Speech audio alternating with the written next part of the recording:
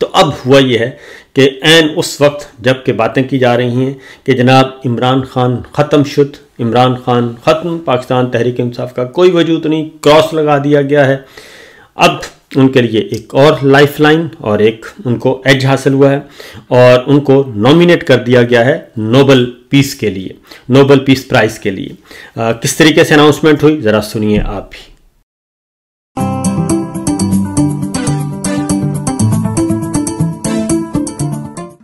I can now announce on the behalf of Partiet Centrum that in alliance with somebody who have the right to nominate a candidate to the Nobel, have nominated Mr. Imran Khan, the former Prime Minister of Pakistan, to the Nobel Peace Prize for his work with human rights and democracy in Pakistan. I wish him all the luck. Thank you.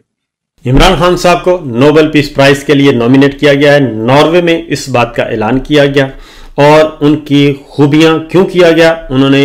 Human rights के लिए आवाज़ बुलंद की और जमहूरियत के लिए आवाज़ बुलंद की और वो मुक़य्यद हैं, जेल में कैद हैं। ये बुनियादी बात है। भारत में कुछ अर्सा पहले एक मारूफ एक्टर ने एक बात की, उन्होंने कहा था कि इमरान खान कोह-ए-नूर का हीरा है और इससे फ़ायदा उठाना चाहिए और इससे भरपूर फ़ायदा उठाना चाहिए। लेकिन हमारे जो डरपोक, कहूँगा मैं, डरपोक और कमज़र्फ हुक्मरान जो हैं वो इस बात को लेकर बैठे हैं कि अगर हमने इमरान खान को रिहा कर दिया तो हमारा क्या बनेगा। मेरा ख्याल है कि उनको अपनी बातों पे गौर करना चाहिए और दोबारा से सोचना चाहिए। उसकी वजह यह है कि जहाँ भी जाते हैं, दुनिया भर में कहीं भी जा रहे हैं, तो उनको एक ही बात सुनने को मिल रही है कि क्या पाकिस्तान में रूल ऑफ लॉ है, क्या पाकिस्तान में अदलिया आज़ाद है, क्या पाकिस्तान में बुनियादी इंसानी हकूक़ हैं, क्या पाकिस्तान में जमहूरियत है, क्या पाकिस्तान में आइन की बालादस्ती है, क्या पाकिस्तान में मीडिया आज़ाद है, क्या अदलिया आज़ाद है। तो जवाब मिलता है नफ़ी में। इसलिए पाकिस्तान में ना ही सरमायाकारी हो रही है और ना ही कोई और एक्टिविटी हो रही है। एक खबर आपके सामने शेयर करूंगा और वो है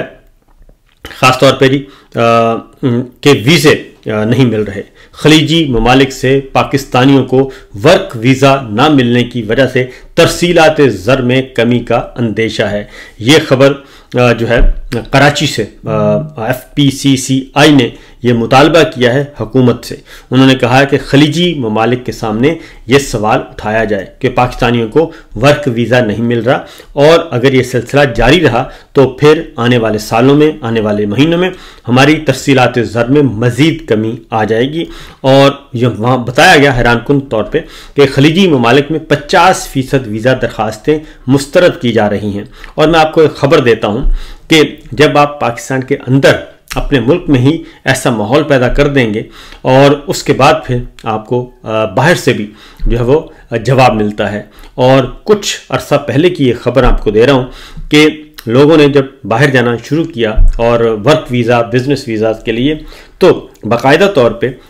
हमारे हुक्काम ने, हुकूमत ने राबिता किया मुख्तलिफ सफारत खानों से कि जनाब आप वीज़े ना दें और इनको डिस्करेज करें। और ये पॉलिटिकली ये लोग हैं, ये पॉलिटिकल बेसिस पे बाहर जा रहे हैं, तो इस तरीके से इनको रुकवाया गया। लेकिन अब सूरत हाल ये है कि खलीजी ममालिक से भी, जबकि वो बहुत बड़ी मार्केट है हमारे लिए, हमारे बहुत सारे पाकिस्तानी भाई जाते हैं और वहाँ जाके मेहनत मजदूरी करते हैं और वापस पाकिस्तान में ज़र मुबादला भेजते हैं। लेकिन अब पाकिस्तानियों को डिस्करेज किया जा रहा है और वहाँ पे यही मार्केट कौन ले रहा है? यही मार्केट बहुत ज़्यादा इसका जो है हिस्सा वो इंडिया ले रहा है, भारत ले रहा है। भारतीय शहरी जो हैं वो भरपूर तरीके से वहाँ पे जा रहे हैं और भारतीय हुकूमत भी इस सिलसिले में मौसर तौर पे काम कर रही है, लेकिन हम ये काम नहीं कर रहे। अगली खबर है जनाब एक और, वो है जरदारी साहब के बारे में कि जरदारी साहब रंगे हाथों पकड़े गए हैं। और मामला ये है कि जरदारी साहब ने कुछ अर्सा पहले पार्लियामेंट के जॉइंट सेशन से खिताब किया और बताया कि जनाब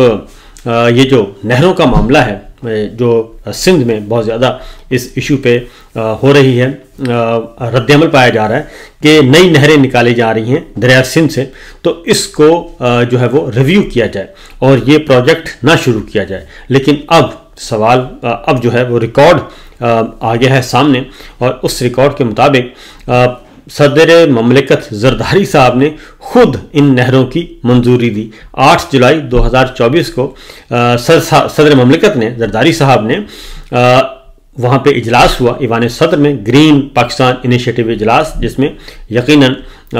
आर्मी चीफ भी थे, और उस इजलास में 6 नहरों की अहमियत पर ब्रीफिंग भी दी गई, और फिर इन 6 नहरों की इजाज़त भी दी गई। और इन 6 नहरों में थर कैनाल, रैनी कैनाल, चोलस्तान कैनाल, ग्रेटर थर कैनाल, खिच्ची कैनाल और चश्मा राइट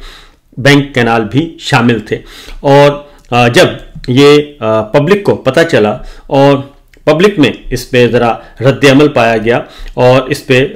दबाव आया, तो सदर ममलिकत जरदारी साहब ने जॉइंट सेशन में खिताब करते हुए कहा कि ये तो भाई मामला जो है वो इसको रिव्यू करना चाहिए, जबकि वो खुद इस बात की दे चुके हैं जनाब, इस बात को अप्रूव ही उन्होंने खुद किया है। एक और इस तरह तो ये मामला है। एक और खबर वो ये है कि एक और बुरी खबर बल्कि कहना चाहिए, पाकिस्तान का मईशत का इन्हिसार जो है जी वो ज़राअत पे है, और मुल्क भर में बारिशों की कमी जो है वो रिकॉर्ड की गई है, और वार्निंग जारी कर दी गई है कि पिछले 6 माह में मजमूई तौर पर 40% बारिशें कम हुई हैं, और आइंदा जो है सीज़न आ रहा है हमारा, उसमें पानी की कमी और खुश्क साली का खदशा मौजूद है। मुल्क भर में बारिशों की कमी सिंध और बलूचिस्तान और पंजाब, खैबर पख्तूनख्वा, आज़ाद जम्मू कश्मीर और गिलगित बल्तिस्तान हर जगह पे रिकॉर्ड की गई। गिलगित बल्तिस्तान में सिर्फ -2%, जबकि कश्मीर में -29%, और सिंध में 62, बलूचिस्तान में 52, पंजाब में 38% रिकॉर्ड की गई है, और जिसकी वजह से तरबेला और मंगला डैम में पानी की शदीद किल्लत है, और मुख्तलिफ दरियाओं में बहने वाला पानी भी इंतहाई निचली सतह पर पाया जाता है, और दोनों डैम जो कि मेन डैम है हमारे तरबेला और मंगला, वो डेड लेवल पर हैं। तो ये भी एक बुरी खबर है, और इससे कैसे निपटा जाएगा जाहिर है ये हमारे हुक्मरान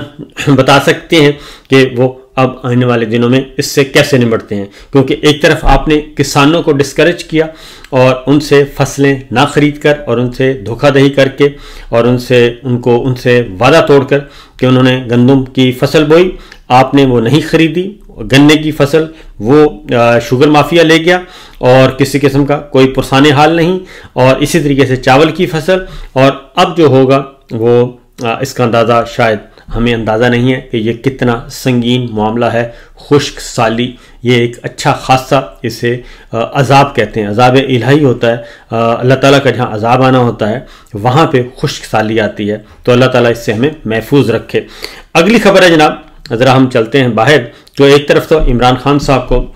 नोबेल पीस के लिए नॉमिनेट किया जा रहा है, दूसरी तरफ उन्हें जेल में किताबें नहीं दी जा रही, उनको उनके बच्चों से फ़ोन पे बात नहीं करवाई जा रही, उनके फैमिली मेम्बर से मुलाकात नहीं करवाई जा रही, उनको तंग किया जा रहा है। एक तरफ ये किया जा रहा है, दूसरी जानिब उनके साथ बातचीत भी कोशिश कर रहे हैं कि जनाब हालात वाक़यात थोड़े से बेहतर हो जाएं और बातचीत हो जाए, कोई डील बन जाए, कोई ढील हो जाए, लेकिन इमरान खान साहब अभी तक इस काम के लिए तैयार नहीं हैं, और उनको ब्लैकमेल करने के लिए कहा जाता है कि हम फॉरवर्ड ब्लॉक बना लेंगे। और अब जो लेटेस्ट खबर है फॉरवर्ड ब्लॉक से मुतालिक, मैं आपको बता दूं कि बहुत कोशिश की गई कि फॉरवर्ड ब्लॉक से मुतालिक कोई कामयाबी हो जाए, बराबरी हो जाए, लेकिन सिवाय एक और एक दो के तीसरा बंदा कोई नहीं है जो कि फॉरवर्ड ब्लॉक में आने के लिए तैयार है। अब इनडायरेक्टली कुछ माउथ पीस जो हैं हमारे दानिश्वर भाई, उनके ज़रिए से कुछ धमकियाँ शमकियाँ भी दिलवाई जा रही हैं कि जनाब देखें, अगर